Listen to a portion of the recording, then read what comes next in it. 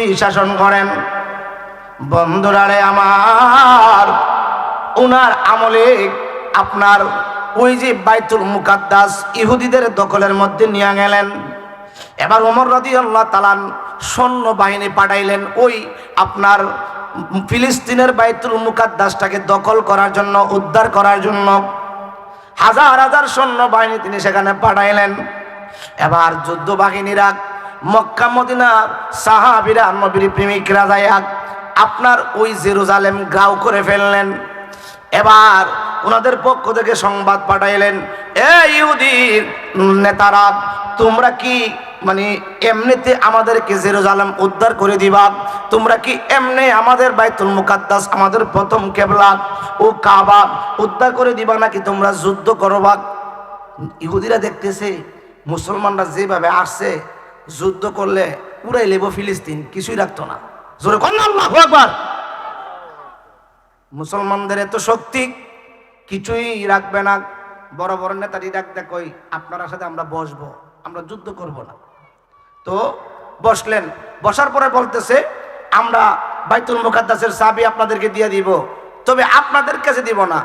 যিনি খলিফাতুল মুমিনিন হযরত ওমর, উনি আসলে ওনার হাতে আমরা বাইতুল মুকাদ্দাসের চাবি দিয়ে দিব। জোরে কন্যা আল্লাহু আকবার। বন্ধুরারে আমার, বাইতুল মুকাদ্দাস থেকে চিঠি লিখলেন, ও আমিরুল মুমিনিন, আপনি যদি আসেন, আমরা আসার পরে তাদের সাথে কথাবার্তা হয়েছে, তারা যুদ্ধ করতে চায় না, এমনি দিয়া দিবে, তবে বাইতুল মুকাদ্দাসের চাবি তারা আমাদের কাছে দিবে না, আপনার কাছে দিবে, আপনি আসতে হবে। এই চিঠিটা পাইয়া হযরত ওমর রাদিয়াল্লাহু তাআলা, উনার যিনি গোলাম, উনার যিনি চাকর, নাম হলো আসলাম, কি আসলাম, ওই আসলামকে বললেন, চলো, ওই ফিলিস্তিন থেকে চিঠি আসছে, বাইতুল মুকাদ্দাস উদ্ধার করতে হবে, আমার কাছে বলছে তারা চাবি দিবে, আসো আমরা যাই। একটা উট নিয়ে রওনা হয়ে গেলেন। উটের লাগাম ধরে আসলাম টানতেছে, ওমর রাদিয়াল্লাহু তাআলা উটের উপরের মধ্যে উঠে বসছে। এ আমার জালোয়াবাদের বন্ধুরা, বাবারা, আল্লাহর বইয়ের ছোট্ট একটা এক্সাম্পল আমি দিয়ে যাই। শুধু আল্লাহর বই নিয়ে কথা বললে কয়েকটা রাত্র বলতে পারবো, শেষ হবে না। এবার ওমর রাদিয়াল্লাহু তাআলা যাচ্ছে, উনার গোলাম, উনার চাকর আসলাম রশি ধরে ধরে টানতেছে। ওমর রাদিয়াল্লাহু তাআলা তাকায়া দেখতেছে, ওই যে মরুভূমি দিয়ে হাঁটতেছে, আসলামের সমস্ত শরীরটা ঘেমে গেছে, কাপড়গুলি ঘামে ভিজে গেছে।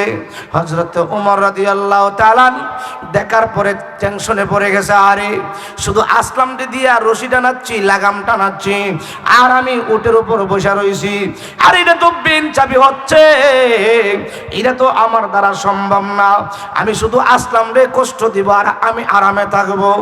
এই যে বেন চাবিটা করতেছি, এটার জন্য যদি আমার আল্লাহ আমাকে গ্রেফতার করে, আল্লাহ যদি আমাকে ধরে, আমি আল্লাহর আদালতে কি বিচার দিব?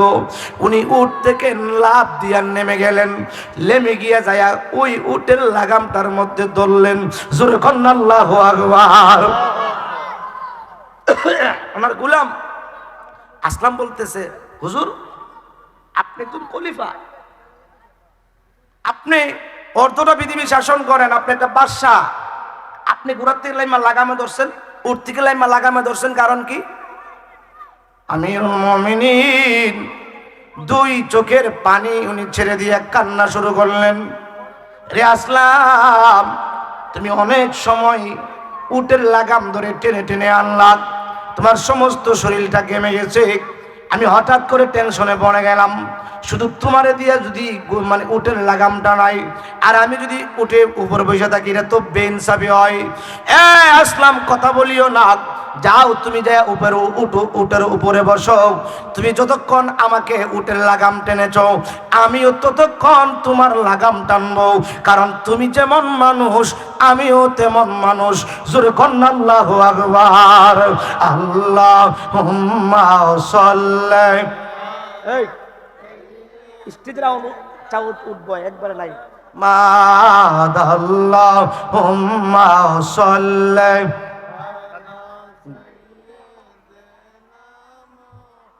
মা'আদনা বিয়ানা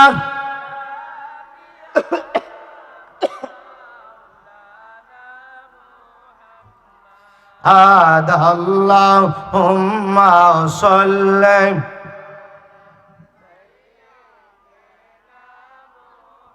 জলিল কদর সাহাবীরাও রক্ত ডাললেন জমিনে, জলিল কদর সাহাবীরাও রক্ত ডাললেন। আমরার নূরের নবীর দান দান শহীদ জঙ্গে উহুদ ময়দানে। আল্লাহুম্মা সাইয়্যিব মা'আদনা বিয়ানা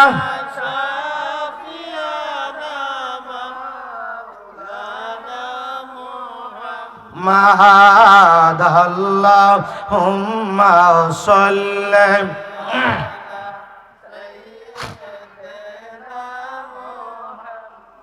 বন্ধুরারে আমার, হযরত ওমর রাদিয়াল্লাহু আনহুর গোলাম আসলাম ডাক দিয়া কই, হুজুর ও আমিরুল মুমিনিন, আপনি এটা কি বলতেছেন? আপনি ঘোড়ার লাগাম টানবেন আমি, আরে আপনি উটের লাগাম টানবেন আর আমি উটের উপরে বসবো, এটা কেমনে হয়? এটা দেখতে তো বেমানান, এটা মানায় না। হযরত ওমর রাদিয়াল্লাহু তাআলা ডাক দিয়া করে আসলাম, অনেক দূরের পথ, আমি যদি তোমারে দিয়া শুধু উটের লাগামটা নাই, এটা তো বেইনসাফি হবে, এটা তো বেইনসাফি হবে। আল্লাহর রাসূল তো আমাদেরকে এটা শিক্ষা দেয় নাই। ও আসলাম, আল্লাহ রাসূল তো এটা শিক্ষা দেয় না রে আসলাম। এ আসলাম, আল্লাহ যদি আমাকে ধরে, আমি আল্লাহর কাছে কি জবাব দিব রে আসলাম? তুমি উটের উপরে বসে থাকো, যতক্ষণ সময় তুমি আমার লাগাম টেনেছ আমিও ততক্ষণ তোমার লাগাম টানবো। জোরে কন্না আল্লাহু আকবার। আল্লাহর বই কাকে বলে? যাইতেছে যাইতেছে লাস্টে যাইয়া হযরত ওমর লাগাম টানতেছে, এই মুহূর্তে গিয়া জেরুজালেম ফিলিস্তিনে গিয়া আপনার বাইতুল মুকাদ্দাসের সীমানায় গিয়া ফসবে। লাগাম টানে কে? হযরত ওমর। জোরে কন্না সুবহানাল্লাহ। সিরিয়াল মতে উপর হইছে আসলাম। আসলাম ডাক দেখো, হুজুর এখন তো আমরা গন্তব্যস্থলে এসে পড়ছি, আপনি উপরে উঠে নিলে মানুষে কি বলবে? আরে আসলাম, তোমার সাথে আমি 1 ইঞ্চি পরিমাণ বেঈমানি করতে পারবো না। তুমি যতটুক টেনেছ আমিও দুটুক টানব। এখন আমার পালা, আমাকে টানতে হবে। কে কি বললো না না বললো সেটা দেখার টাইম নাই। আমি আল্লাহর দরবারে সাফ থাকতে চাই, আল্লাহকে আমি বই। তুমি বসে থাকো, কে কি বললো দেখার বিষয় নাই।